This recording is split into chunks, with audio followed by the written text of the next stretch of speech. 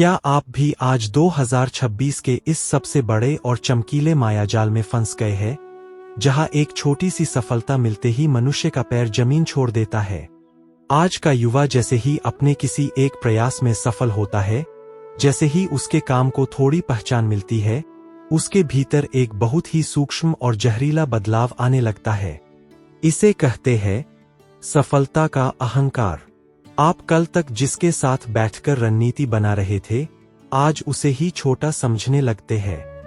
आपकी बोली में कड़वाहट और व्यवहार में एक झूठी धमक आ जाती है। आप भूल जाते हैं कि यह सफलता जितनी तेजी से आई है, उतनी ही तेजी से जा भी सकती है। जब अर्जुन कुरुक्षेत्र के मैदान में अपनी शक्ति और गांडीव के बल पर थोड़े से भी अहंकार में आने लगते थे, तब भगवान श्री कृष्ण उनके भीतर के इस विनाशकारी तत्व को कुचलने के लिए सत्य का प्रकाश दिखाते थे। श्रीमद् भगवद गीता के 16वें अध्याय के 4th श्लोक में योगेश्वर कृष्ण जो चेतावनी देते हैं, वह आज 2026 के हर उस सफल व्यक्ति के लिए एक कड़ा सबक है जो अपनी कामयाबी को संभाल नहीं पा रहा है। इस सत्य को अपने भीतर उतर जाने दीजिए। दंभो दर्पोभिमानश्च क्रोधः पारुष्यमेव च अज्ञानं चाभिजातस्य पार्थ संपद मासुरीम। इस श्लोक के एक एक शब्द की गंभीरता को समझिए। माधव कहते हैं, हे पार्थ, पाखंड, घमंड, अभिमान, क्रोध, कठोरता और अज्ञान, ये सब आसुरी स्वभाव, विनाशकारी प्रवृत्ति को लेकर उत्पन्न हुए पुरुष के लक्षण हैं। यहाँ श्री कृष्ण के इस संदेश के गहरे विज्ञान को पहचानिए। भगवान कह रहे हैं कि जैसे ही आपके भीतर दर्प यानी घमंड और अभिमान यानी खुद को सर्वश्रेष्ठ समझने की बीमारी आती है, आपकी सात्विक बुद्धि का अंत हो जाता है। अहंकार कोई शक्ति नहीं है, यह एक मानसिक अज्ञान है जो आपको यह सोचने पर मजबूर करता है कि जो कुछ भी है वह सिर्फ मेरी वजह से है। जब आप अपनी पहली बड़ी कामयाबी के बाद दूसरों को अपने से नीचा समझने लगते हैं, तो आप अनजाने में अपने ही पतन की पटकथा लिख रहे होते हैं। इतिहास गवाह है, रावण का पराक्रम या दुर्योधन का वैभव उनके काम नहीं आया क्योंकि उनके भीतर यही आसुरी संपदा वास कर रही थी। यदि आपको अपनी सफलता को एक स्थायी साम्राज्य में बदलना है, तो इस घमंड के मुखौटे को आज ही उतार फेंकिए। यह सोचना बंद कीजिए कि आप इस संसार के नियम से ऊपर है। अपनी चेतना को इतना सरल और सात्विक बनाइए कि सफलता की ऊंचाई पर पहुंचकर भी आपका सिर लोक कल्याण के लिए झुका रहे। बहानों की भीड़ से बाहर निकलिए, इस आत्मघाती अहंकार को चीर डालिए और एक सच्चे, विनम्र योद्धा की भांति अपनी सफलता को गरिमा के साथ संभालना सीखिए। क्या आप भी उस गांडीवधारी अर्जुन के जीवन की एक ऐसी चमत्कारी घटना को जानते हैं जो हमारे भीतर के इस मिथ्या अभिमान को एक क्षण में चूर-चूर कर देती है? यह गाथा है द्वापर युग की, जिसे हम 3 महाअहंकारों का मर्दन के नाम से जानते हैं। द्वारका नगरी अपनी पूरी भव्यता के साथ स्थापित हो चुकी थी, परंतु भगवान श्री कृष्ण के अत्यंत निकट रहने वाले 3 विशिष्ट पात्रों के भीतर एक बहुत ही सूक्ष्म और गहरा अहंकार जन्म ले चुका था। एक पहले थे पक्षीराज गरुड़, जिन्हें अपनी गति पर यह घमंड था कि इस पूरे ब्रह्मांड में उनसे तेज कोई उड़ ही नहीं सकता। 2 दूसरी थी महारानी सत्यभामा, जिन्हें अपने सौंदर्य का परम अभिमान था कि वे ही संसार की सबसे सुंदर स्त्री है। 3 तीसरे थे साक्षात सुदर्शन चक्र, जिन्हें अपनी विनाशकारी शक्ति पर यह अहंकार था कि उनके बिना तो माधव किसी का सहार ही नहीं कर सकते। योगेश्वर कृष्ण अपने इन भक्तों से अगाध प्रेम करते थे और वे जानते थे कि अहंकार सात्विक बुद्धि का सबसे बड़ा शत्रु है जो मनुष्य को विनाश की ओर ले जाता है। अपने प्रियजनों को इस जाल से बचाने के लिए माधव ने एक अत्यंत कौतुकपूर्ण लीला रची। उन्होंने हनुमान जी को याद किया, जो उस समय दूर तपोवन में ध्यानमग्न थे। कृष्ण ने गरुड़ को बुलाया और आदेश दिया, हे गरुड़, तुम तुरंत जाओ और हनुमान को संदेश दो कि द्वारका में साक्षात श्रीराम ने उन्हें याद किया है। गरुड़ अपने वेग के घमंड में उड़ चले। वहां पहुंचकर जब उन्होंने हनुमान जी को संदेश दिया, तो हनुमान जी ने कहा, तुम आगे बढ़ो, मैं पीछे आता हूं। गरुड़ ने मन ही मन सोचा कि यह वृद्ध वानर मेरी गति का मुकाबला कैसे करेगा। परंतु जैसे ही गरुड़ उड़कर वापस द्वारका के राजमहल में प्रविष्ट हुए, वे यह देखकर स्तब्ध रह गए कि हनुमान जी पहले से ही वहां शांत भाव से बैठे थे। गरुड़ की गति का अहंकार एक पल में टूट गया। इसी बीच कृष्ण ने सत्यभामा से कहा था कि वे सीता माता के रूप में तैयार होकर राज सिंहासन पर बैठें, क्योंकि हनुमान केवल श्रीराम और सीता के दर्शन करते हैं। सत्यभामा अपने श्रृंगार और रूप के अभिमान में आकर बैठ गईं। परंतु जैसे ही हनुमान जी कक्ष में आए, उन्होंने सत्यभामा की ओर देखा भी नहीं और सीधे श्रीराम बने कृष्ण से पूछा, हे प्रभु, आज आपने इस दासी को माता सीता के स्थान पर कहाँ बैठा दिया? मेरी सच्ची माता सीता कहाँ है? हनुमान जी की इस सात्विक दृष्टि ने सत्यभामा के रूप के घमंड को एक झटके में धूल में मिला दिया। अंत में जब हनुमान जी महल की ओर आ रहे थे, तब कृष्ण ने सुदर्शन चक्र को आदेश दिया था कि तुम द्वार पर पहरा दो और किसी को भीतर मत आने देना। सुदर्शन अपनी शक्ति के मद में द्वार पर तनकर खड़े हो गए। जब हनुमान जी वहां पहुंचे, तो सुदर्शन ने उनका मार्ग रोका। हनुमान जी ने बिना किसी क्रोध के अत्यंत सहजता से सुदर्शन चक्र को पकड़ा और अपने मुंह में दबा लिया और सीधे महल के भीतर चले गए। जब कृष्ण ने मुस्कुराते हुए पूछा, हनुमान, तुम भीतर कैसे आए? क्या किसी ने तुम्हें रोका नहीं? तब हनुमान जी ने अपने मुंह से सुदर्शन चक्र को निकालकर प्रभु के चरणों में रख दिया। सुदर्शन का वह अजेय होने का घमंड उसी क्षण पानी पानी हो गया। कृष्ण ने केवल एक दोपहर में बिना कोई अस्त्र उठाए अपने तीनों प्रिय पात्रों के महाअहंकार को शांत कर दिया। उन्होंने सिद्ध किया कि सफलता, शक्ति, रूप या गति चाहे जितनी बड़ी हो, वह इस ब्रह्मांड के सामने अत्यंत तुच्छ है। इस अद्भुत गाथा का संदेश अपने अंतःकरण में उतार लीजिए। जब भी आपको जीवन में कोई बड़ी सफलता मिले, कोई बड़ा आर्थिक लाभ हो या आपका कोई काम बहुत बड़ा नाम कमा ले, तो गरुड़, सत्यभामा या सुदर्शन की भांति उस सफलता को अपने सिर पर मत चढ़ने दीजिए। क्योंकि जिस क्षण आप यह सोच लेते हैं कि यह सब केवल मेरी शक्ति के कारण हुआ है, उसी क्षण से आपकी सात्विक बुद्धि का पतन शुरू हो जाता है। विनम्रता ही आपकी सफलता को दीर्घायु बनाती है। अपनी आंखों पर चढ़े इस घमंड के चश्मे को उतारिए, सत्य को पहचानिए और अपनी सफलता को एक सच्चे योगी की भांति संभालना सीखिए। अगर श्री कृष्ण की ये बातें आपके मन को छू गई हो, तो इस वीडियो को लाइक जरूर करें और अपने दोस्तों के साथ शेयर करें। ऐसे ही और गहरे ज्ञान और प्रेरणादायक वीडियोज के लिए हमारे चैनल श्री कृष्ण $529 को अभी सब्सक्राइब करें और बेल आइकन दबाना न भूलें। राधे राधे।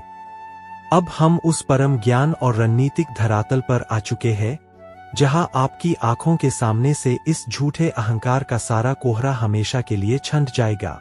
गरुड़, सत्यभामा और सुदर्शन चक्र के इस महामर्दन की गाथा से जो सबसे बड़ा सूत्र बाहर आता है, उसे आज अपनी चेतना में स्थापित कर लीजिए। सफलता कभी भी आपकी स्थायी संपत्ति नहीं होती।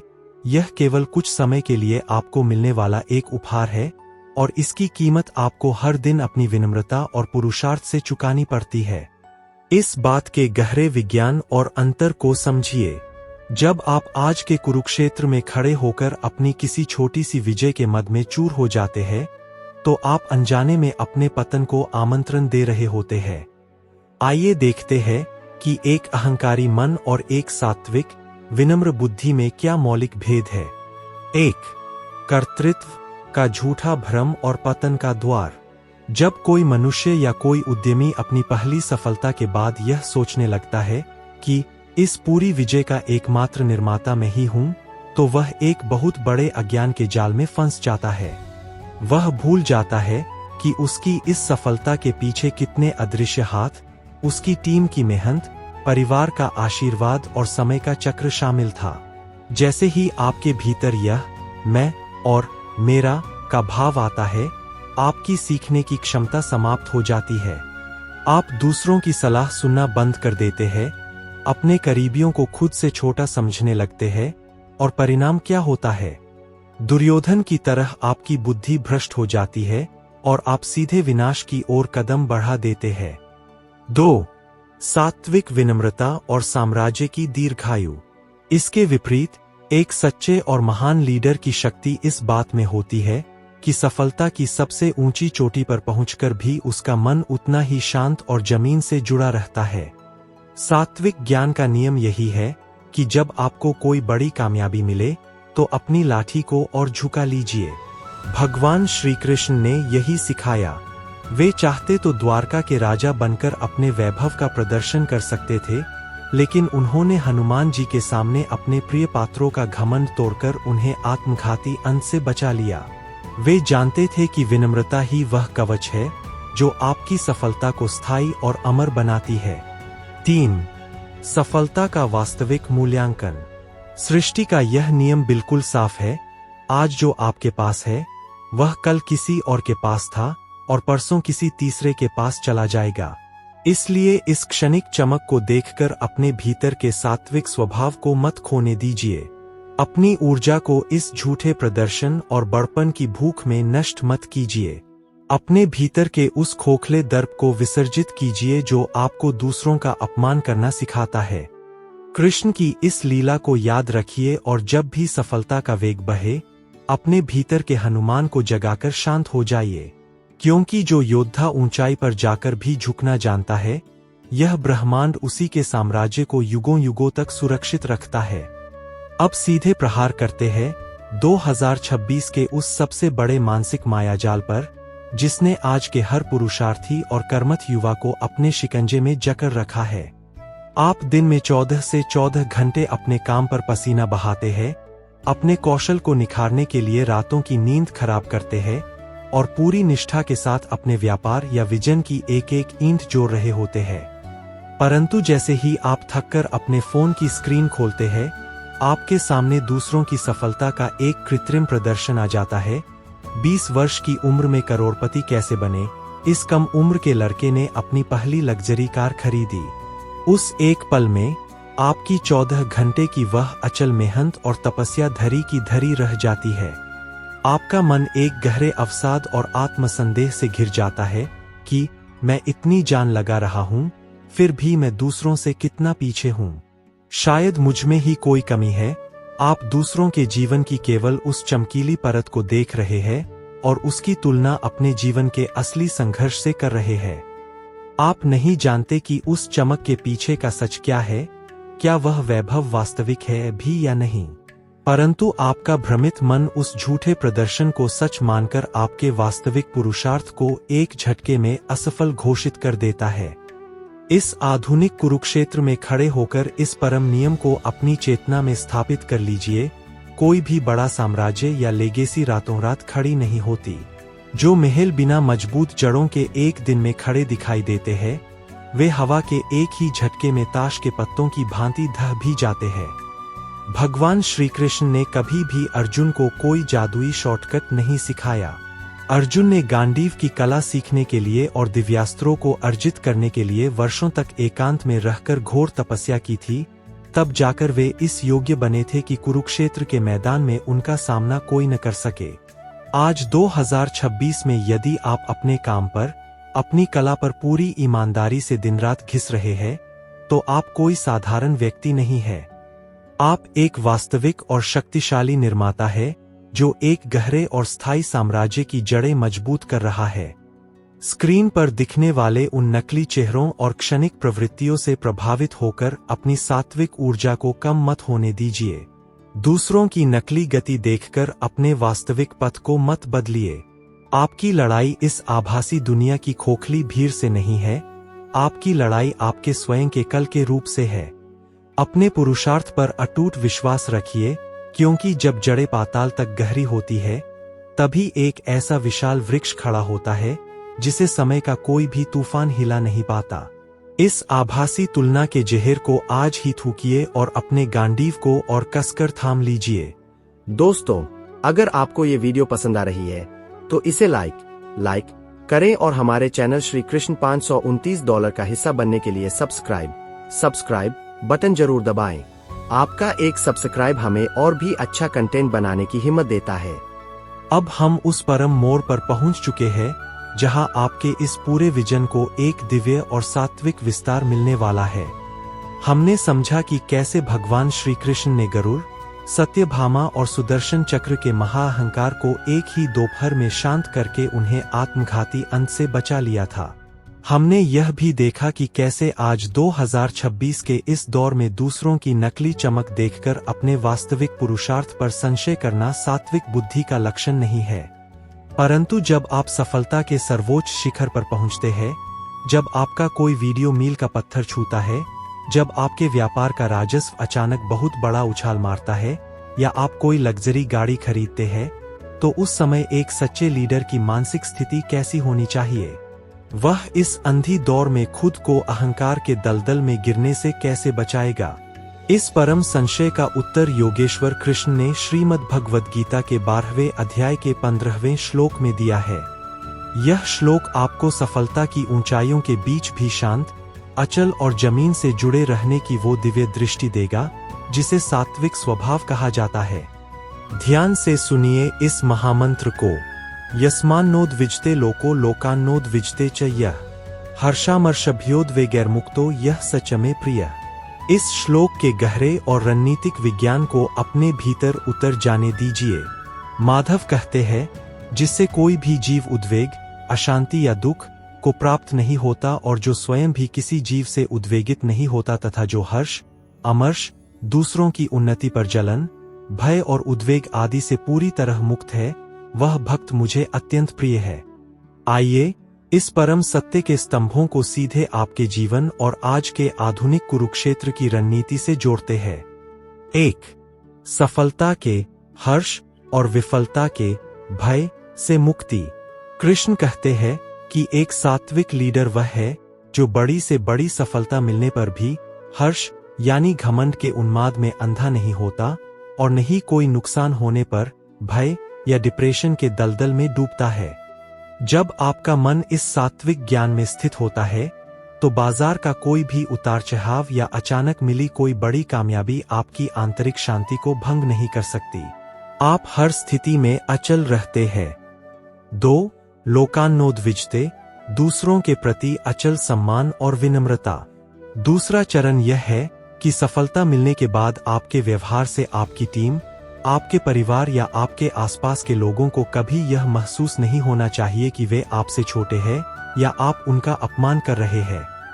दुर्योधन के पास वैभव था, लेकिन उसकी कठोरता और अहंकार से पूरी सभा उद्वेगित रहती थी, जिससे उसका विनाश तय हुआ। इसके विपरीत कृष्ण ने सुदामा के आने पर अपने राजसी ठाट-बाट को भूलकर उनके पैर धोए। यही एक वास्तविक और अमर साम्राज्य के निर्माता की पहचान है। 3. आभासी दुनिया के कोलाहल से दूरी। जब आप इस सात्विक दृष्टि को अपना लेते हैं, तो आपके भीतर से दूसरों की तरक्की देखकर जलने का भाव, अमर्ष, हमेशा के लिए समाप्त हो जाता है। आप जान जाते हैं कि सोशल मीडिया पर दिखने वाली स्क्रीन केवल एक छलावा है। आप अपनी शांति खोए बिना केवल अपने कर्म और अपनी लेगेसी के निर्माण पर केंद्रित रहते हैं। 4. आधुनिक लीडर्स के लिए अंतिम संदेश। आज इस डिजिटल कुरुक्षेत्र में खड़े होकर आपको स्वयं से यह दृढ़ संकल्प लेना होगा। सफलता की लहरों पर सवार होकर जमीन मत छोड़िए। अपनी सोच को पानी की तरह गतिशील, लेकिन जड़ों को उतना ही गहरा और विनम्र बनाइए। बहानों के चक्रव्यूह को काटिए, अचानक मिली कामयाबी के अहंकार को विसर्जित कीजिए और तकनीक के इस नए दौर में एक सच्चे योगी की भांति उतर जाइए। माध्यम बदलते रहेंगे, लेकिन आपकी विनम्रता और पुरुषार्थ का संकल्प अखंड रहना चाहिए।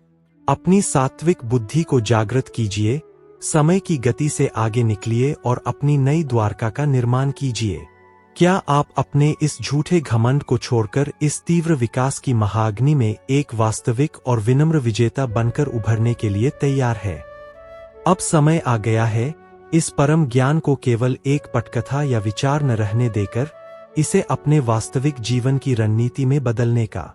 अर्जुन ने जब अपने भीतर के संशय और अचानक मिली सफलता के इस अहंकार रूपी जाल को नष्ट किया, तब उन्होंने अपने गांडीव को उठाकर साक्षात श्री कृष्ण के आदेशानुसार कर्म करने का निर्णय लिया। आज 2026 के इस आधुनिक कुरुक्षेत्र में आपको भी अपनी रचनात्मकता और विचारों को धरातल पर उतारकर एक वास्तविक साम्राज्य खड़ा करना होगा। इसके लिए आपको आज ही से इस 4 चरणीय व्यावहारिक नियम को लागू करना है, जिसे हम कहेंगे अमलीकरण। इस कार्य योजना को अपने जीवन में पूरी निष्ठा से उतारने के लिए इन 4 चरणों का पालन करें। 1. विचारों का सात्विक संग्रह। अपने मस्तिष्क में उठने वाले नए विचारों, उपहारों की योजनाओं या नए उद्यम के विचारों को केवल हवा में मत तैरने दीजिए। एक कोरा कागज और कलम उठाइए और उन सभी अनूठे विचारों को लिख डालिए। फिर पूरी तटस्थता के साथ उनकी जांच कीजिए कि क्या ये विचार आपकी लेगेसी के दीर्घकालिक लक्ष्यों से मेल खाते हैं। जो विचार सतही है, उन्हें तुरंत छांटकर अलग कर दीजिए। 2. वास्तविक आवश्यकताओं और स्थान की जांच। कोई भी रचना या योजना बनाने से पहले स्वयं से कुछ स्पष्ट प्रश्न पूछिए। यह कार्य मैं किसके लिए कर रहा हूं? उनकी वास्तविक हित और आवश्यकताएं क्या है? यदि आपका यह प्रयास किसी निश्चित भौगोलिक क्षेत्र या विशेष रुचि से जुड़ा है, तो पहले वहां की वास्तविक धरातलीय परिस्थितियों को गहराई से समझिए। बिना सही संदर्भ के रथ को आगे बढ़ाना केवल आपकी ऊर्जा को नष्ट करेगा। 3 सर्वश्रेष्ठ विकल्पों का प्रारूप। जब आपके पास स्पष्ट दिशा हो, तो अपने कार्य को सिद्ध करने के लिए कम से कम 3 सबसे मजबूत और अनूठे विकल्प तैयार कीजिए। इन्हें क्रमबद्ध संख्या 1, 2, 3 देकर एक स्पष्ट और आसानी से समझ आने वाले प्रारूप में ढालिए। यह 3 का नियम आपके विवेक को भ्रमित होने से बचाता है और आपको सबसे सटीक निर्णय लेने की मानसिक शक्ति देता है। 4. गहराई में उतरना और निरंतर सुधार। जैसे ही आप उन 3 विकल्पों में से अपने सर्वश्रेष्ठ मार्ग का चयन कर लेते हैं, फिर बिना किसी संशय या आत्मसंदेह के उसकी गहराई में उतर जाइए। उसके एक एक बारीक पहलू को तराशिए, अपनी टीम से प्रतिक्रिया लीजिए और उसमें आवश्यक सुधार करते रहिए। कोई भी रचना पहली बार में पूर्ण नहीं होती, वह आपके निरंतर पुरुषार्थ से ही एक कालजयी साम्राज्य का रूप लेती है। अर्जुन, यह अमलीकरण आपके भीतर की रचनात्मक ऊर्जा को एक अचूक ब्रह्मास्त्र में बदलने का अंतिम व्यावहारिक नियम है। योगेश्वर कृष्ण ने आपको विवेक की परम स्वतंत्रता और अपनी नियति को गढ़ने का उत्तरदायित्व दिया है। 2026 की यह दुनिया भले ही केवल खोखली कल्पनाओं और बहानों के कोलाहल में जीती रहे, लेकिन इतिहास का मुकुट केवल उसी योद्धा के सिर पर सजता है जो अपने विचारों को धरातल पर उतारकर एक अमिट लेगेसी का निर्माण करता है। अपने ज्ञान को कर्म में बदलिए, अपने गांडीव को साधिए और एक महाविजेता की भांति अपने धर्म पथ पर आगे बढ़िए। यही आपकी सबसे बड़ी, सबसे पवित्र और वास्तविक विजय होगी। आपको आज की यह सीख कैसी लगी? हमें कमेंट में जरूर बताएं। वीडियो को लाइक और शेयर करें और याद रखें, ऐसे ही और वीडियोज के लिए आपको जुड़ना है श्री कृष्ण $529 के साथ। तो अभी सब्सक्राइब करें।